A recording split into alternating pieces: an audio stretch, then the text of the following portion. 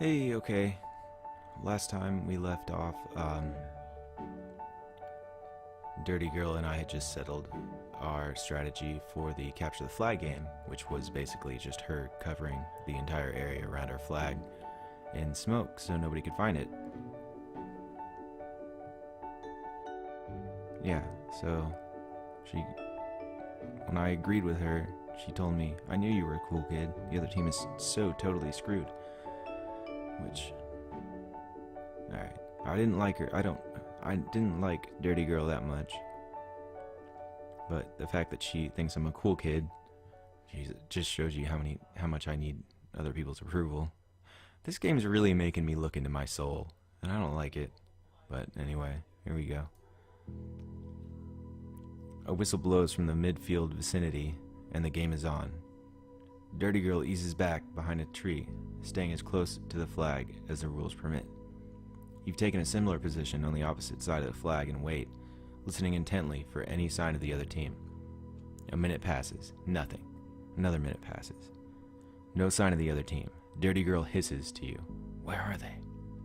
Before you can reply with a shrug, you spot a flutter of motion between two towering cottonwoods. Something resembling a huge sheet of newspaper flips and flaps in the air, making a soft rustling sound. The paper glides close to Dirty Girl's fog cloud. The paper speaks in a high-pitched voice. No fair. Crook. They're cheating, aren't they? I think they set it on fire or something. You squint at the paper person as it flutters in the shape of a short girl clad in flowing white robes. Crook, she yells. Crook! A green-cloaked guy eases out of the nearby bush, angling his head in a series of jerks, as if to overcome his hood's grip on his peripheral vision. He seems to have stocky build, but nimble feet. You spot some sort of pouch on his chest containing what appear to be throwing knives. The cloaked man speaks to his paper-thin companion. Geez, Origami, can you be a little louder? You're blowing our cover. They lower their voices as the man called Crook points to a cloud. Dirty Girl motions to you from behind a tree, making a stop gesture with her open hand. Crook trudges closer to Dirty Girl's smoke cloud, seemingly unaware of your position. What do? Can keep watching and try to listen? Can circle around behind some trees to sneak closer? Just charge them before they can reach the flag. Dirty Girl said stop, and she's the one that came up with the strategy, so I don't want to charge, but maybe we can sneak closer and do that. The brush provides you adequate cover, and you deftly step over a few dry branches that could have signaled your presence. You spot Dirty Girl easing closer to Origami as well. She gives you yet another of those fist signals. You're really going to have to review hand signals after this game is over. Well, if she's giving you a fist signal, that is not stop. That is not stop. The hand signal for stop. Sorry, but the hand signal for stop is open palm, outstretched fingers, thumb joined to your fingers. So it's the complete opposite of a fist. Anyway. Only about 50 feet separate you from Origami, who nervously flaps around in a small circle like a newspaper caught in a vortex. Crook remains in the smoke cloud. What do? Rush out to capture them or sneak even closer? We're sneaking even closer. We're not going to totally fuck our team. We have the element of surprise. We're not going to ruin it. You creep through the brush, unsuccessfully attempting to channel the stealth of a ninja. A dry branch snaps onto your foot, and Origami twists and flutters in alarm. Crook, they're here! Crook eases out of the cloud with your flag clutched tightly in his gloved hand. He barks to Origami. Move it! Both figures race to the midfield before you and Dirty Girl can emerge from your hiding spots. Dirty Girl stumbles over a tree root, grumbling at you as she starts to accelerate after them. Nice job. I think a chipmunk on the other side of the park didn't hear you. Come on, we've got to get him. What was I supposed to do? My only choices were to charge them or sneak around. Was charging them the answer? That's a little bit louder than sneaking. Now I'm gonna get frustrated. Fuck you.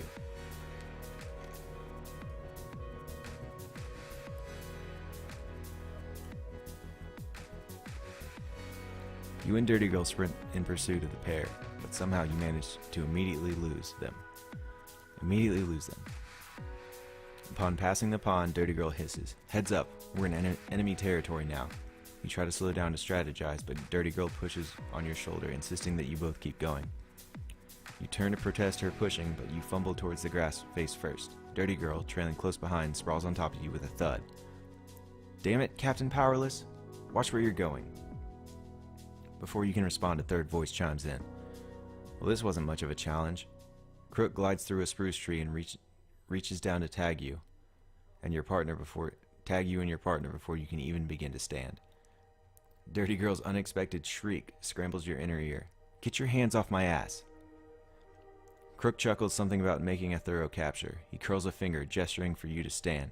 "I'll escort you two to our jail tree, assuming you can manage to put one foot in front of the other." Origami flaps closer to you, her paper-thin fingers clutching your team's flag. You and Dirty Girl slowly stand as Crook commands, "Let's go." Up ahead, you hear yelling. Then a boom rattles the ground under your feet. Raw curiosity compels you to pick up the pace. You swing around a particularly large pine tree and land right into the thick of the battle. Stunner slaps his meaty hands together, resulting in a tremor that knocks a skinny brown and blue-clad boy on his butt. The boy shakes his head to clear the cobwebs and then rolls away from Stunner. Tress has grasped Team H's flag with her telekinetic tendrils and literally skips up to you as you reach the jail tree. "Hey, look what I have. Wait a minute, you're supposed to be on defense. And who's that?" she asks, gesturing Crook. Tress's eyes widen as Crook reaches to tag her. She twists away and ends up running back to Stunner, who's still beating up on the skinny kid. Stunner, apparently not worrying about being tagged, snatches the thin boy by his collar and picks him up with one hand. "I think we've got this." Or no, Stunner's Southern. "I think we got this." The boy loudly protests. "Hey, this is supposed to be a game. We're not trying to kill each other." Stunner casually tosses him aside, and the boy lands on the ground with a thud. Then Stunner jerks his head, focusing on Team H's other defender, a small dark-haired girl wearing a simple gray sweatsuit. Her expression is vacant, as if she's examining the air itself. Tress yells for Stunner to turn around, but he just shrugs it off with a curt, "In a minute." "In a minute." There we go. "In a minute." Sorry, this is gonna get really offensive if I keep doing the Southern accent.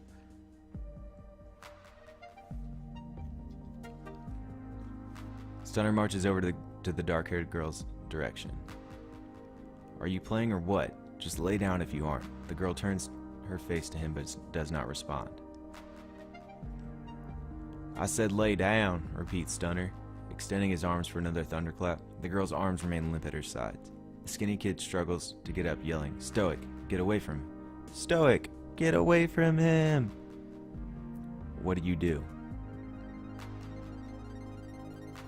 Oh, man.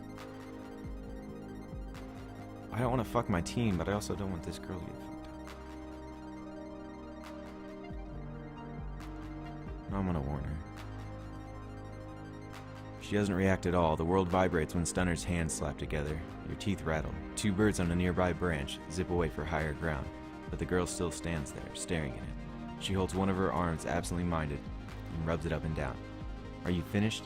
she asks. Origami's been screeching, trying to make herself heard over the chaos. "Guys, it's over. I'm standing here with your flag." Stubble surrounds Crook's smirk as he ceases his pursuit of Tress and turns to Stunner. "We win." Stunner pivots just in time to see this happen. He scowls at you and Dirty Girl. He doesn't look happy. "Well, fuck you, Stunner. You're an idiot. It's your fault." I blame Stunner. I blame Stunner wholeheartedly. Well, and it's probably my fault. Never mind.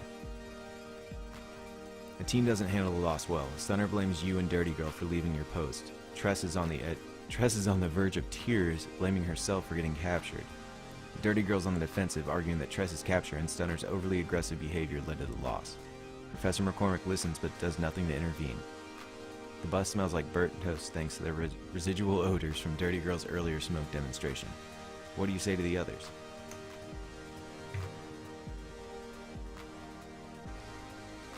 I gotta consult Tress. She's got some red hair, and I like it.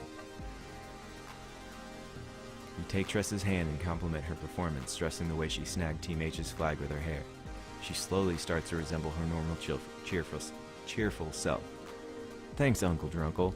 Jeez, I'm never gonna get used to reading that. It's so weird when you pick a name and you see... fuck.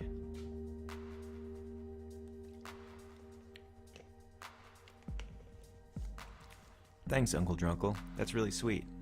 I just really didn't want to let anyone down. Her pale pink lips curl into a slow smile as she reassures you. We'll get him next time, okay? Well, hopefully we don't do that again, but if we do, we'll get him. Stunner scowls at you, almost as if he expected you to apologize for your performance in the game.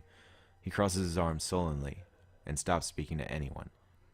Just hours into your hero training, you fear that you've made an enemy of the toughest hero in the school. No, fuck that dude. No, yeah, fuck him. Fuck him. If he's gonna be a little crybaby about it, little crybaby, then fuck him. At least half of the Heroes Among Us program is crowded around the flat-screen television in the lobby of Heroes Hall. You maneuver around to the edge and crane your head out for a peek at the screen.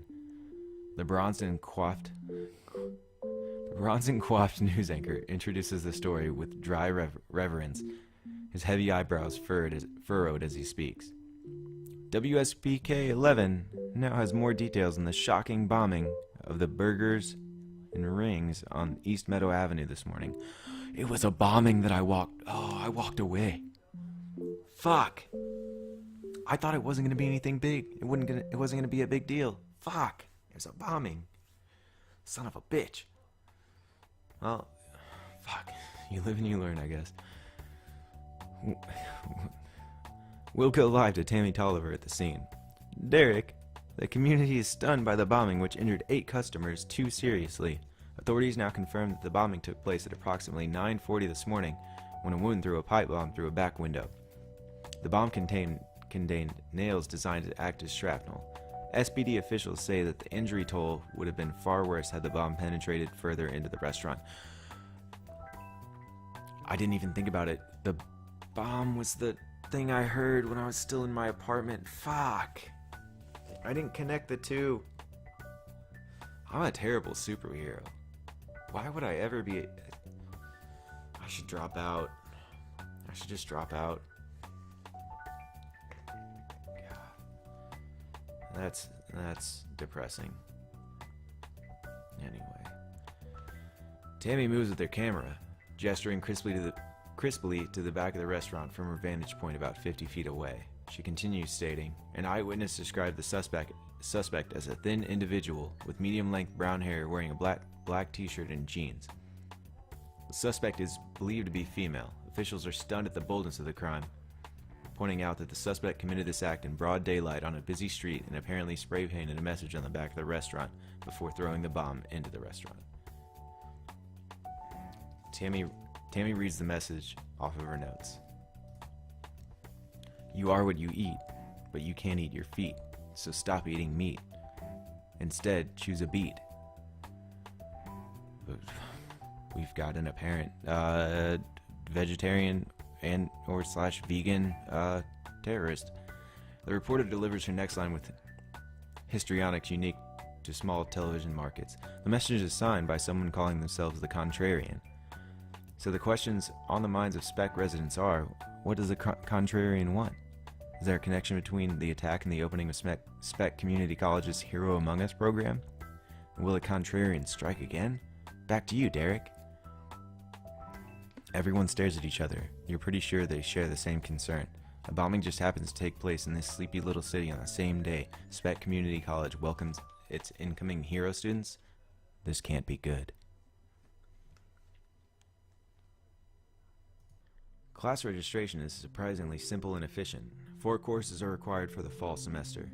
You look down at your class schedule sheet in your hand. The 4 courses and their professors are listed on your sheet. Hero and Enemy Law and Liability, McCormick, Monday and Wednesday. Basics of Defense, Hedonist, Tuesday and Thursday. Breaking people and things. Downfall, Monday and Wednesday. Secrets 101, Tuesday and Thursday. Holy shit. You're only taking 4 classes?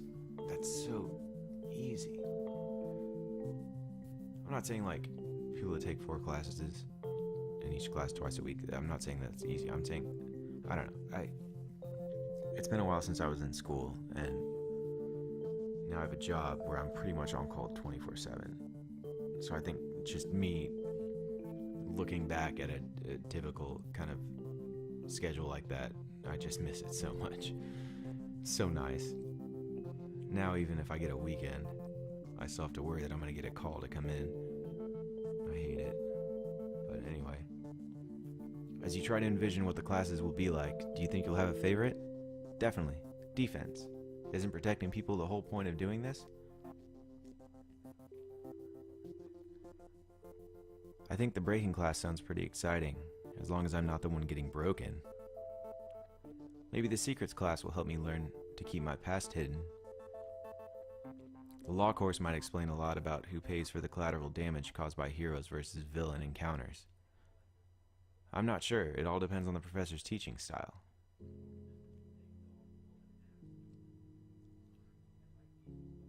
I gotta do the secrets one. Nil just intrigues the shit out of me.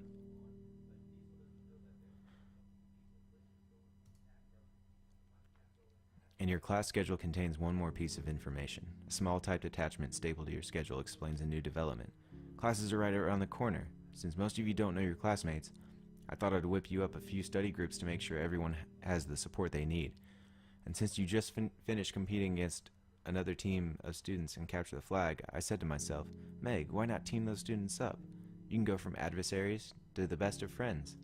Just like that. In case you forgot your teams, study groups are as follows. Teams A and C, Teams B and H, Teams D and F, Teams E and G. Take advantage of the next few days and get to meet your classmates, especially your new study buddies. Dean Meg Tolley. What do you think of these 4 study groups? I like this idea. I like my group, and Team H might not be too bad. Plus I don't have to worry about finding study partners. It's stupid. This isn't elementary school. I don't need assigned buddies. This is no big deal. I'll just chalk it up as another unique Dean Tolley idea and roll with it. I don't know, I kind of like it. It makes sense. It's not a dumb thing to do. Yeah, I like it. The days after orientation pass in a blur. You're constantly meeting new classmates, a few of whom even live in your building. You speak with the students from Team H and start to learn to put the names with the mask. The stocky guy with the green cloak and nimble feet is Crook. He seems to be a bit older than most of the other students, perhaps in his late 20s or early 30s. He can make temporary portals through solid objects. What? That's so cool. That's so cool. Mob is the skinny guy with the crazy hair whose stunner manhandled. Although he didn't show it, Mob apparently possesses low-level super strength. Not sufficient to gain entry into Savior prestige, but enough to make him one of the more formidable students in the spec program, at least on paper. Origami is the short girl who can turn paper thin. In her normal form, she's rather awkward, with gangly legs and a crooked smile. But in her paper thin form, she's fluid and graceful, moving through the air, as if having no cares in the world. Origami seems younger than the other students, but she insists she's 19 years old, explaining, I have what my mom calls a baby face. She tells me to be grateful for getting her genes, but it's super annoying that people treat me like a kid sometimes. Ugh. Sorry. Ugh. There we go. That's more like her. You've heard Origami can fold herself into incredibly intricate paper shapes, but you didn't see any evidence of that during Capture the Flag. You bump into her one afternoon at the spec bookstore. She's lugging a heavy plastic basket, overflowing with textbooks, pens, notebooks, notebook paper, and other school supplies. Although some of her face is hidden by her mask, her grrr expression as she tugs on the basket screams youthful exuberance. Instead of her normal robes, she's wearing a red and white baseball tee, denim shorts, and beaten up old canvas sneakers. Origami tilts her head. Hey, I was wondering, I've been doing a little volunteer work since I got here a few weeks ago, and well, I could use some help. She grunts finally, setting her heavy basket on the floor. Meet up with me tomorrow at 10, and I'll introduce you to everyone.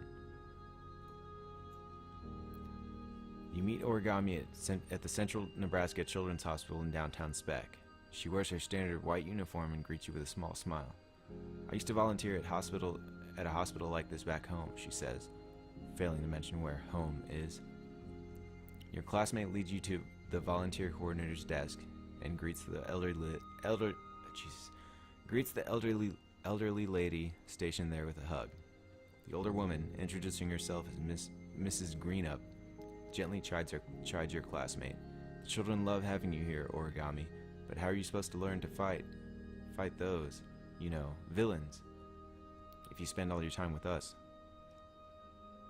Origami leans in to hug Mrs. Greenup. Ah, the villains aren't so tough, and the kiddos are excited about getting a new playroom. And until then, I'll try to bring entertainment once in a while. She motions to you, starting with this one.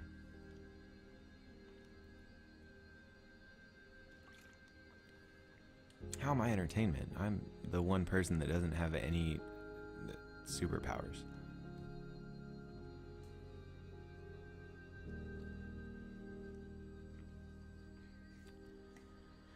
As you navigate the maze of elevators, double doors, and sterile hallways, Origami fills you in about her special project, pinching her nose to block the overpowering antiseptic odor as you near the pediatric wing.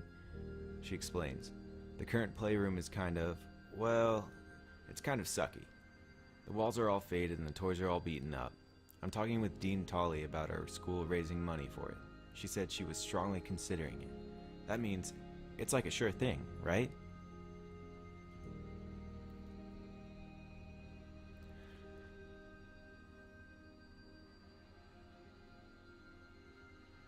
The next few hours involve Origami relentlessly entertaining children in the pediatric cardiovascular wing. She sticks herself to one of the bright yellow walls and calls herself a talking poster. She folds herself into the most aerodynamic paper airplane imaginable and lets the kids take turns tossing her across the playroom. For her grand finale, she flattens herself again and sticks her thumb into her mouth, blowing hard and popping herself out to a three-dimensional shape. The room fills with cackles and shrieks and repeated requests of, again, again. The kids quickly warm up to you as well. Some of the young bedridden patients just stare in amazement at your street clothes, while the most energetic children joke with you and point to your goggles, asking questions like, are you burned up under that? As you're getting ready to leave, someone tugs downward on your arm. You turn and see a little boy wearing blue glasses and a gold and black Mega Cat baseball cap. Only he doesn't look like a little boy. He has the face of a 75-year-old man with bulging eyes and a few wisps of hair escaping from his cap. There's a twinkle in his eye and a wide, enthusiastic smile that contradict the wrinkles. You're looking at a young boy, probably 10 or 11 years old. His voice is thin and high-pitched, almost squeaky. You've seen children like this before on television. Children with progeria. We haven't learned what progeria is yet, so I don't know. I'm guessing it's kind of like, you ever seen the movie Jack? Like that. Except you don't get tall. You just stay small and get old. Anyway, I'm Jacob. Your gray outfit is super cool, he says matter-of-factly, his half-unbuttoned striped pajamas revealing purple veins running down his chest. How do you respond? I give him my autograph and pose for a photo with him, each of us making exaggerated hero gestures with our hands on our hips. I kneel down to him and act like I'm whispering, but keep my voice loud enough for everyone to hear. Well, Jacob, between you and me, I've been looking for a new sidekick because I'm trying to dump the paper girl over there. You look like you could throw a mean punch. I make my voice extra raspy and growl dramatically. You're damn right it is. You're damn right it is. There we go. I pat his Mega Cat cap. That's fucking hard to say. And wink at him. It's not as cool as your baseball cap. I love it. Where'd you get it? I want to be funny. I want to kneel down and ask him to, like, try and get him to be my sidekick. I think that's a good one.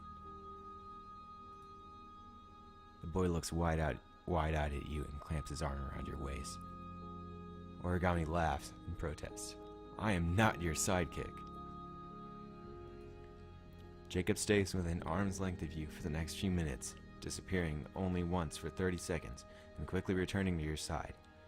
He asked you a barrage of questions about your uniform, your hero name, your equipment, and the reasons you came to spec. Tugging on your arm again, he asked, Uncle Drunkle? Oh god. Who would win if you fought a tiger, a lion, and a bear all at the same time, and all the animals had armor like Mega Cat? Before you can formulate an answer, a tired-looking woman with sad gray eyes asks you to pull you aside. She looks down at Jacob and says, Honey, let me talk to your friend here for a minute. The woman shakes your hand. I'm Darlene Pitts, Jacob's mother. She sighs slowly and takes a hard look at you. A few minutes ago, Jacob asked me if you were coming to visit him again. I didn't know what to tell him. She pauses again and folds her arms against her chest, rubbing her upper arms. We don't have much time left with Jacob. I know he was energetic today, but he'll probably crash for the next day or two. His heart is giving out. The doctors told us it's a matter of months, maybe a year. She swallows hard and reaches to touch the cross around her neck. I'm sorry for telling you all of this. It's just that I want him to be happy and enjoy the time he has left. If you wanted to keep visiting him, we would be eternally grateful. She releases the cross and bites her lower lip before finishing her thoughts. All I ask is that you finish what you start. If you promise to show up, then please don't let him down. You swallow hard. It will be very, very difficult to say no considering the circumstances, but you have to consider your other responsibilities. How much will visiting Jacob impact your studies? What are you going to tell her?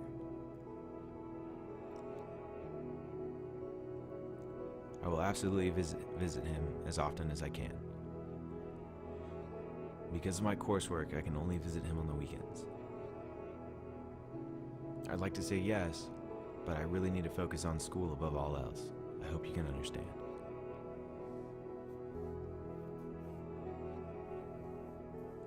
Fuck. I should have packed a lunch. I didn't know I was going on a field trip. Son of a bitch. I don't want to say that I will absolutely visit him as often as I can because I know that there's going to be something that comes up, you know, like the next day immediately that pulls me away from being able to do that. So I think that because of my coursework, I can only visit him on the weekends would be an okay deal, right? I don't want to... No.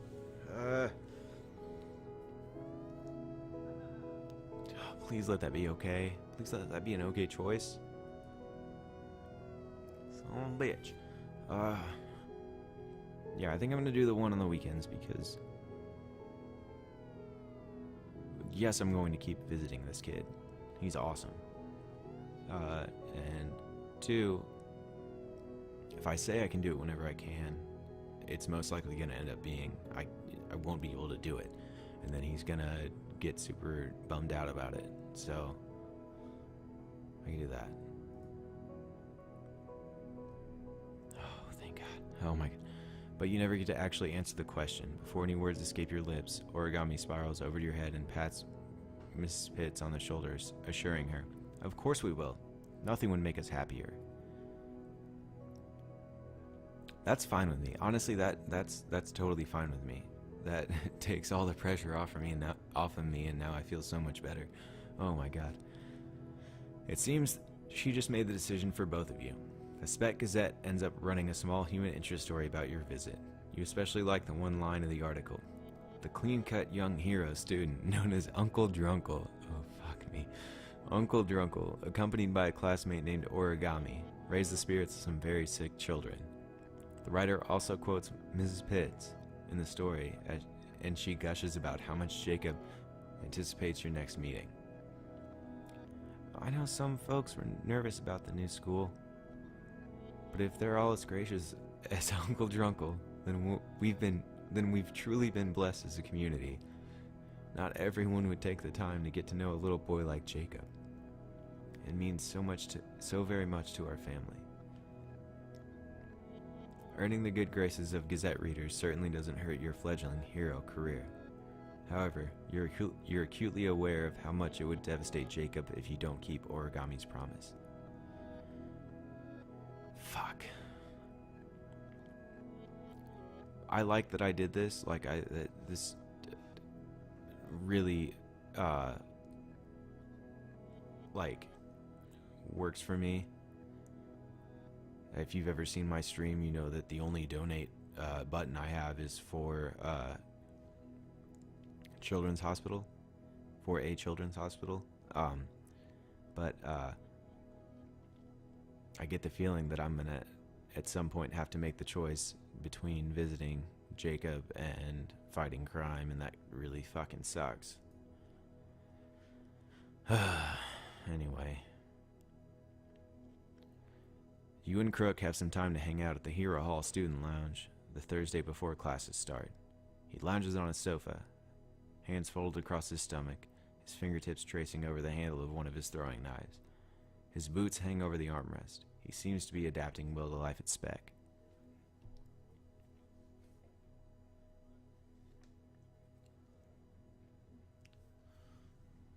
Others may not be adapting so well to him. Opinions about Crook are certainly mixed. Some students feel he's too bossy and unwilling to listen, perhaps because he's older than most of them. Others seem drawn to his rather mysterious aura of confidence. Maybe it's that constant smirk on his face. It attracts some people while repelling others. So, do you strike up a conversation with him? I arch my brow, flirting a bit as I comment, oh so innocently. So I hear that you're super experienced? Yeah, we're not doing that. Oh, we're not doing that. He is not the guy for us. I ask him why he chose Spec. I comment on his throwing knives, telling him, so you're pretty good with those things, I guess. He might be somewhat cute and mysterious, but I find myself rolling my eyes at his lack of decorum. I ask him playfully, were you raised in a barn? Why don't you get your feet off the sofa? Or I stay quiet. I'm just gonna do the nice person thing. I'm gonna ask him why he chose Spec.